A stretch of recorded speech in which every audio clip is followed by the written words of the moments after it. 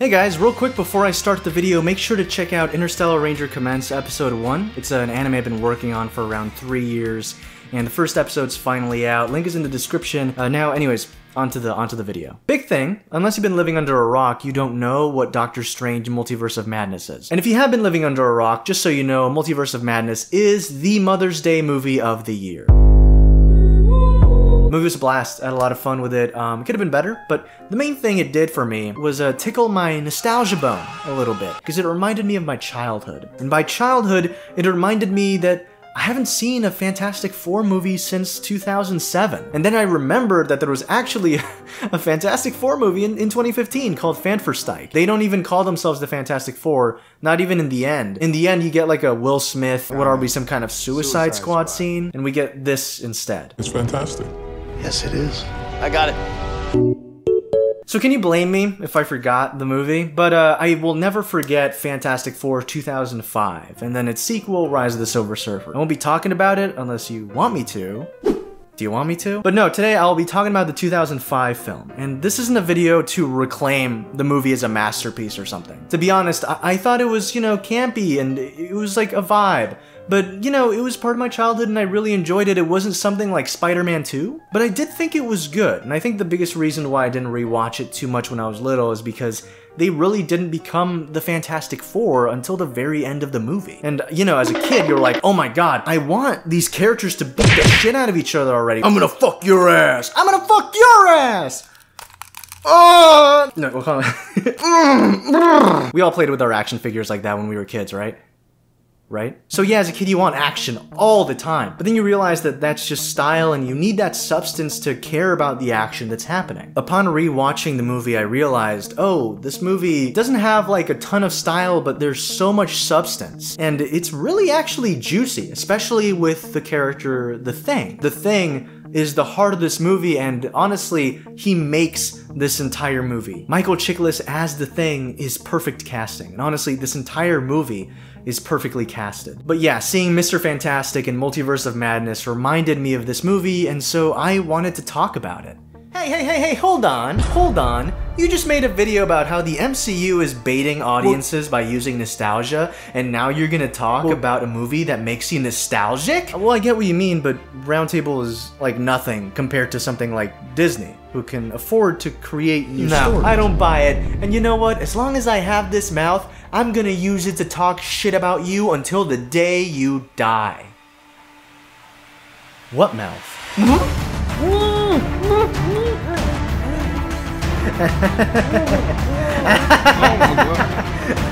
Anyway, let's get started with Fantastic Four. Vincero! Huh? What was that? That's the sound of today's sponsor, Vincero. Alright, chairs, listen up. If you want to look cool, if you want to look sleek, you gotta wear the nicest shades, and you gotta wear the nicest watches. Now look at me. I have neither on right now. What do I look like? Look like a dweeb. That's what I look like. Brother, this guy's yeah. But hey, time is waiting for no one. Summer is coming, and if you want to look cool, the Vincero Collective is here to show off the latest, sickest shades, watches, jewelry, and more. Originating in San Diego, their products are exceptionally crafted, they're designed in-house, they source their own materials, and they ship it right to you. Look, there's a 5-year guarantee, there's a 365-day free return policy, with over 30,000 5-star reviews and features in Forbes, Business Insider, Newsweek. Vincero's got it all, and in case you forgot, Father's Day's coming up.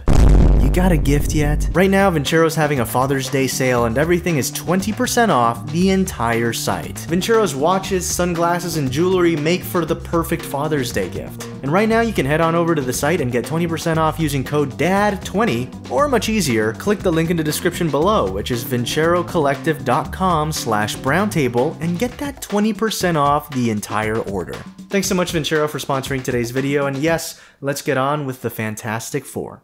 So the movie begins with Reed and Ben showing up to Von Doom Industries, and not only are these two perfectly cast, but the film really hinges on these two. When have I ever asked you to do something you absolutely said you could not do? 5 times. I had it at 4. The relationship between Reed and Ben is so vital that even Fanferstike understood this. Reed, look at this place. You belong here. I've been here 2 minutes and I already know that. Seeing these two characters grow and evolve throughout the movie is one of the best parts of it. Already spoiling the movie here, but by the end, we see how much it hurts Reed to see Ben become the Thing. He's like genuinely willing to become even more of a rubber band if it means saving his friend. But right now, the movie's just starting, and these two are currently entering Von Doom Industries to meet with Victor Von Doom. So Julian McMahon? Julian Yeah, McMahon. I like that. Son of a Prime Minister. This guy is Dr. Doom in this movie, and he does a really good job. The only issue with Dr. Doom is that he's basically Norman Osborn from the Spider-Man movie to like the T. He has the same character arc as Willem Dafoe's Norman Osborn in Spider-Man 1. If you don't believe me, Victor Von Doom in this movie is a businessman who is basically fired from his own company. He then has a vendetta against those that fired him, the board of whatever, and then later he eventually goes and kills members of the board because they spited him. It's literally the same character arc. And honestly, if it's not broken, why change shit? Anyways, the thing with Fantastic Four is that they actually get the ensemble together really quickly. They get on the ship ridiculously fast. In most movies, I feel like the build-up to that would be a good 20 minutes. But this movie, they're on the ship in 8 minutes. Real quick, I would be remiss to not mention Chris Evans as Johnny Storm. It's like one of the best casting choices I've ever seen, and it's funny because now we think of Chris Evans as Captain America, but this dude killed it as Johnny Storm. The introduction to his character is brilliant. That guy is an asshole, but it comes off very charming and almost naive. Thank you.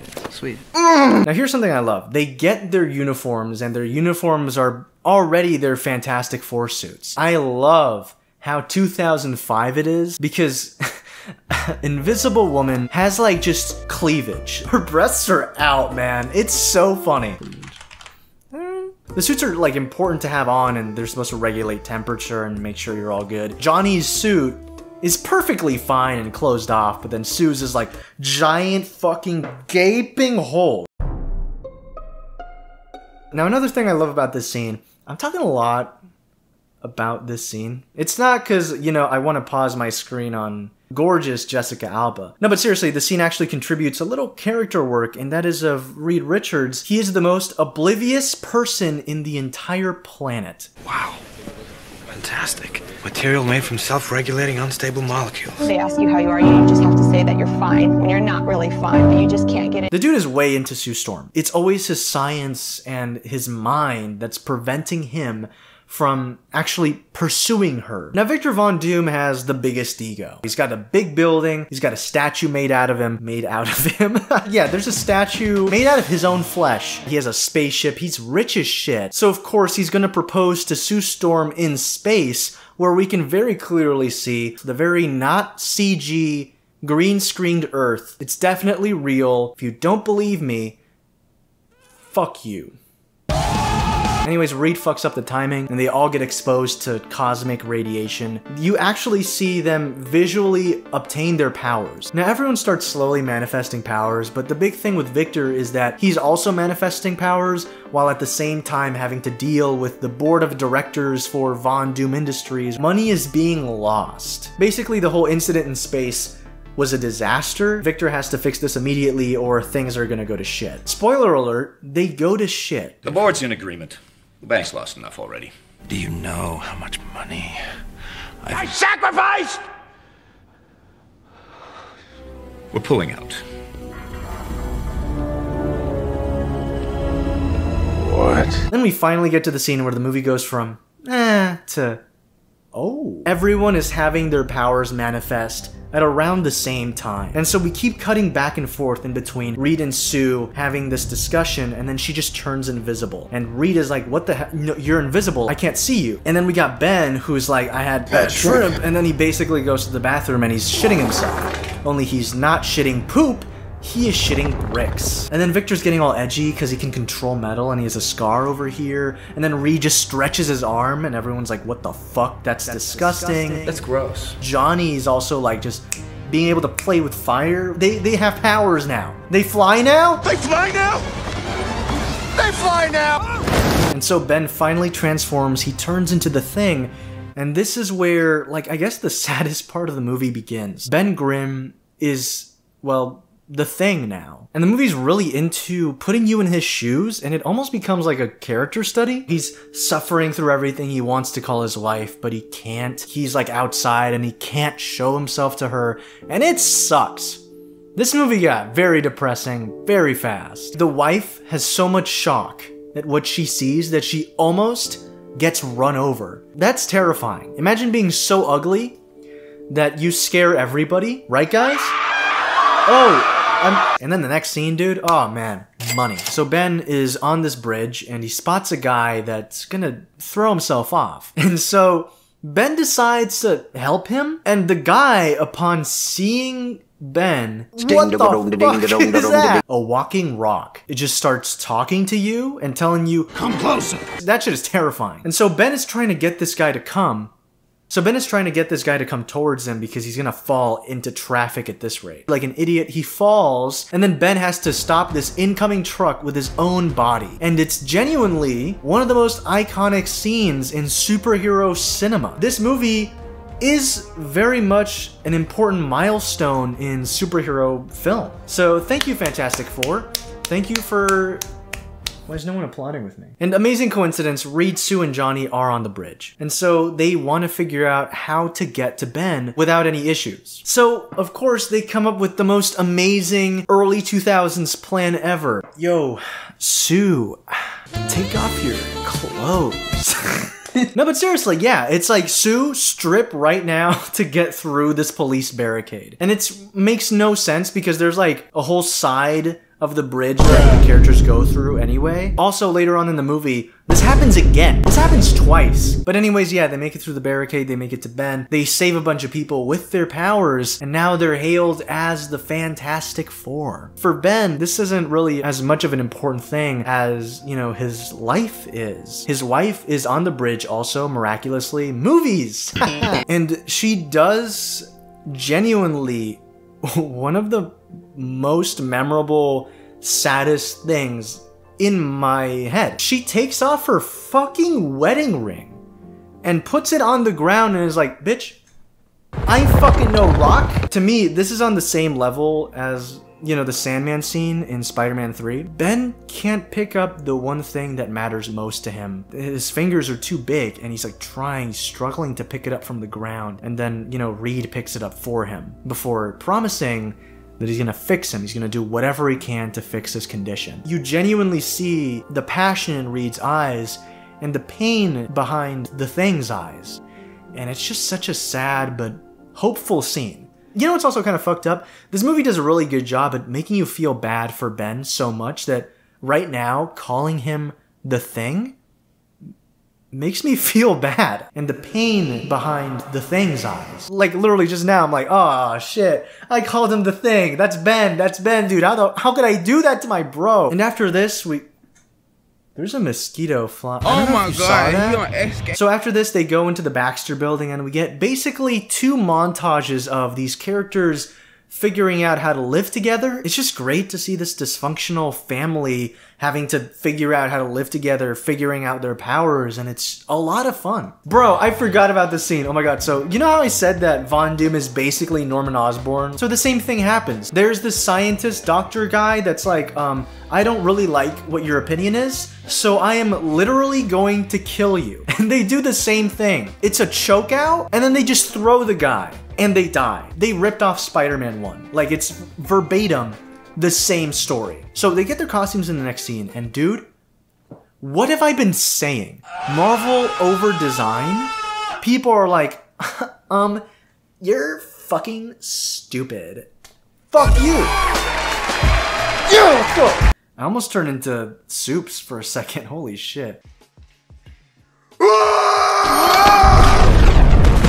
But yeah, like, these costumes are perfect. They look like skin tight, you know, superhero suits like in the comics. There's like lines that divide up sections to make it look interesting and dynamic, but there isn't so much fucking shit like lines and little tiny details like Krasinski's Fantastic Four suit. That was a mess. It's actually probably one of the worst costumes Marvel has designed in like forever. It was terrible. So seeing this, it's like, oh, beautiful. It's perfect. It's like seeing the comics come to life. That's basically what we should be getting every single time. So as Victor Von Doom is basically embracing that he is just insane, the Fantastic Four are going through a massive breakup. The Thing is like, I'm out of here. I'm so sick of this shit. You got no idea what I'd give to be invisible. The saddest thing that's happened today is me watching this video. So Doom invites Ben to this diner where they have a talk, where Doom is able to emotionally manipulate Ben into thinking that Reed doesn't care about him. And I really like this scene too. The way it's shot, the lighting, it just feels very grimy and ugly. The green, just the bright green, is really unsettling. And of course, Dr. Doom's color is green, and I find it a really effective scene.